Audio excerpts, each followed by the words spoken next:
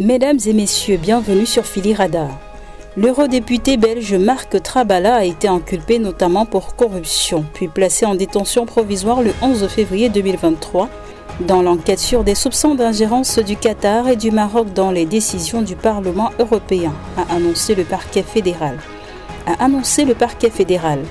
L'élu socialiste de 59 ans a été écroué après son inculpation pour corruption, blanchiment d'argent et participation à une organisation criminelle, a précisé Eric van der Sip, porte-parole du parquet fédéral.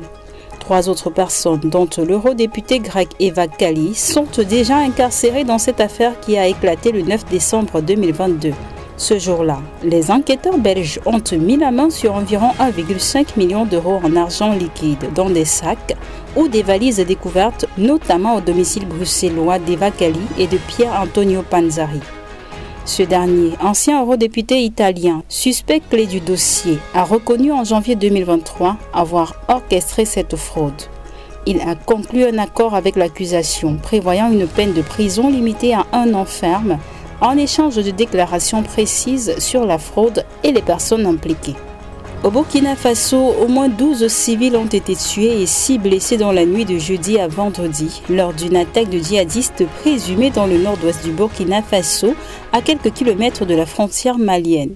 Plusieurs dizaines d'hommes en binôme motorisés ont attaqué le village de Sanakadougou, situé dans la commune de Kambori, dans la province de la Kossi, a indiqué à l'AFP un habitant ayant requis l'anonymat.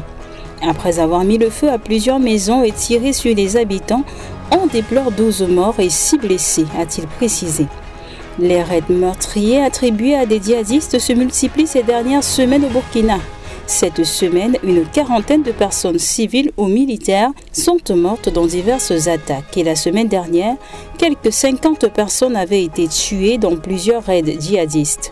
Le Burkina Faso, théâtre de 2 coups d'État militaires en 2022, est pris depuis 2015 dans une spirale de violence djihadiste apparue au Mali et au Niger quelques années auparavant et qui s'est étendue au-delà de leurs frontières.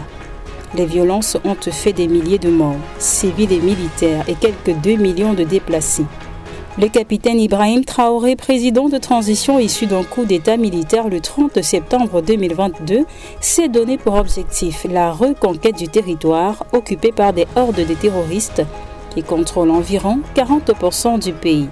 En sport, la 34e édition de la Coupe d'Afrique des Nations CAN 2023 se tiendra en janvier 2024. Et à 11 mois de la compétition, l'heure est aux préparatifs. Les experts de la Confédération africaine de football CAF sont arrivés en Côte d'Ivoire dimanche 12 février pour une mission d'observation qui prendra fin le 19 février. L'objet pour ces représentants de la CAF est de se rendre compte de l'état des lieux en termes d'infrastructures sportives, hôtelières et sanitaires de la compétition. Le comité d'organisation de la CAN en Côte d'Ivoire ainsi que les experts de la CAF pourront aborder ensemble différents aspects des préparatifs de la prochaine Coupe d'Afrique des Nations de football, a confirmé dans un tweet le comité pour la CAN 2023. Fin de ce flash d'information. Merci de nous avoir écoutés. À très bientôt.